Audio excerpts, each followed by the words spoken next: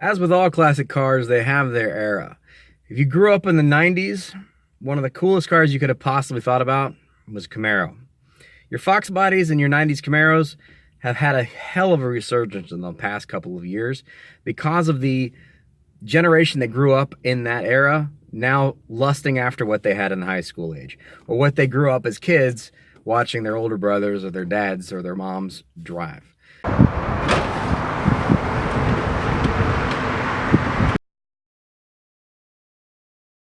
So right now we're seeing a hell of a resurgence in the 90s, and this is going to be one of those vehicles.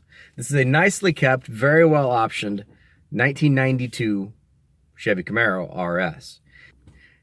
These cars are getting harder and harder to find. Unfortunately, after the 90s went away, a lot of these cars weren't really well taken care of. The LS motor came along and everybody started using the newer Camaros, and the older Camaros went away.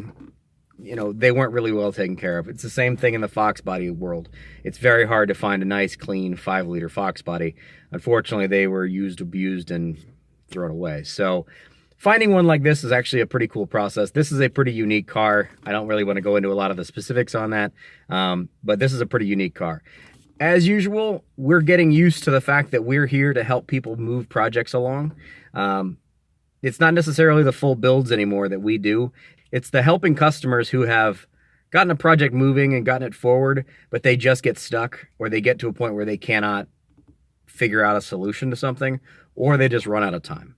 So this is that Camaro. So it's here with us for us to finish it off. We have straightened out a few things. It originally came in with a low power issue.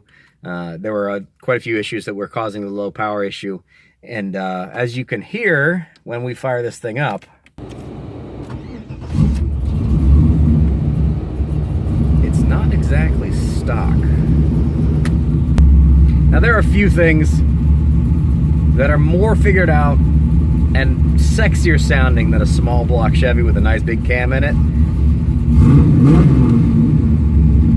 This is certainly no exception.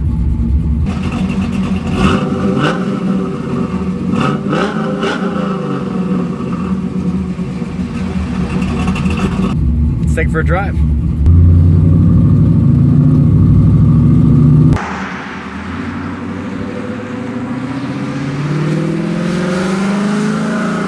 Is it the fastest thing in the world? No, not at all. It's a throttle body injected small block Chevy 350. Can it make some good noises and move pretty well? Yeah, yes it can. Now this car actually came into us, as I said, with a little issue being low on power. The low on power issue we diagnosed wasn't necessarily just engine related. As soon as we had a chance to get this thing on the road, there were some noises coming out of it that we didn't want to hear. There was a transmission slip. There was also a whining sound out of the rear end. Now the transmission slip we initially chalked up to the fact that there was a little bit of a transmission fluid leak from around the pan. So we did take a look at that. Unfortunately, that was not our issue. We ended up rebuilding the rear end because it had never been rebuilt and it was worn out pretty badly. It also had an active leak, so the fluid level was actually down considerably from where it needed to be. Not a real big deal. This is also a highway geared car. This is designed for being a cruiser. This is not designed for being a stoplight to stoplight hot rod. So at 70 miles an hour, you can cruise along just fine, no problems. Transmission wise, we found a little bit different. The transmission had been rebuilt in 1996. The only reason we know that is there's writing on the casing from wherever the last transmission shop had been on it. But we initially were hoping it was just going to be a leak issue. When we dropped the transmission, found it was going to be a little bit different of an issue. As you can see, the torque converter was missing a little bit off the snout. Now this piece we initially thought was just gone. Upon further inspection, we actually found it floating around in the torque converter, which is not where you want to have a large chunk of metal. So once the transmission was rebuilt and the new torque converter installed, put this thing back together again, now we're good. Transmission's good, rear end's good. There were a few issues we needed to take care of with the engine. A couple of sensors, 90s plastic, they fall apart, they rot, it is what it is. So fixed a couple of sensors, fixed a couple of things that needed to be fixed engine bay wise. However, However, the motor that's in this thing is actually quite stout.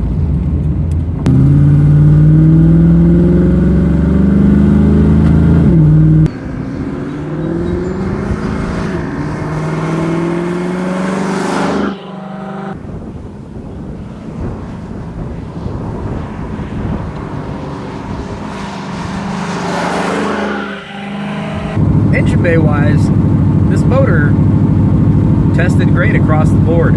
We checked all of our compressions across all 8 cylinders. We were in the neighborhood of around 180, 190 PSI on all 8 cylinders. So, part wise, good shape. Transmission's been fixed, rear end's been fixed.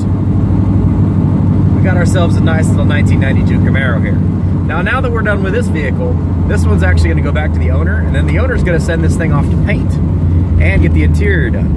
You can't really see from the angle I have the camera, but the interior of this car is a little Spartan, even for the 90s.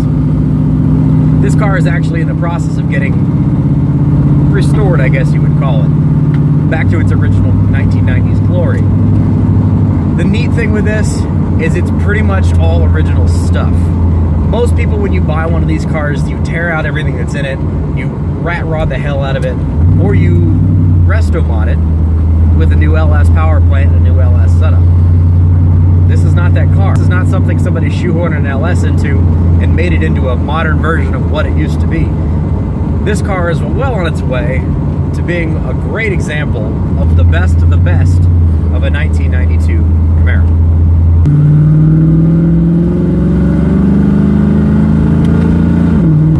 Now, I am not a Chevy guy by any means. I will 100% be honest about that. I've never owned a Chevy.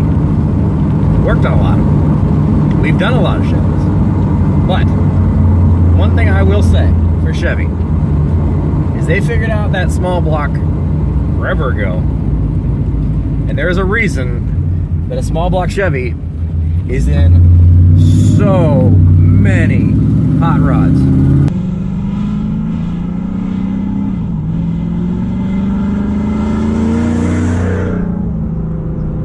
As cars become more and more electronically controlled and faked, where you're pumping exhaust noise or engine noise through the speakers to simulate the driving experience, I totally get the appeal of bringing one of these things back. Now, 10 years ago, these things were, okay, let's be honest, they were jokes. They were mullet mobiles. They were redneck hot rods. It's what they were. That's what they had as an attitude, I guess. Nowadays, as we start to look back on the memories of we first starting to get into electronically controlled stuff, but still having a lot of things being mechanical, I can see why I'd have some rosy colored lenses on. It's a great car. It's not the fastest thing in the world. Will it run down a quarter-mile strip in 10 seconds? No, absolutely not. Could it? Yeah. It wouldn't be fun to drive, but yeah. But that's not what this car was about. This car is about reliving something that we don't have anymore and we will never see again. Because things are just a little too electronic now. And this is the very end of that mechanical world. And if you're interested, this is a great vehicle to build. Now, this vehicle is obviously not done yet. This customer is picking it up from us now that everything is mechanically sound, taking it to a very nice paint and body setup, and he's also going to lay the interior down on it. So this will not be the last time you see this Camaro. We will bring it back for you and do a proper once over with it and show you exactly what all has been done to this thing. Until then, thanks for watching. Hope you've enjoyed this. Remember to like, comment, subscribe. We wouldn't be able to do this without you guys. We'll see you next time.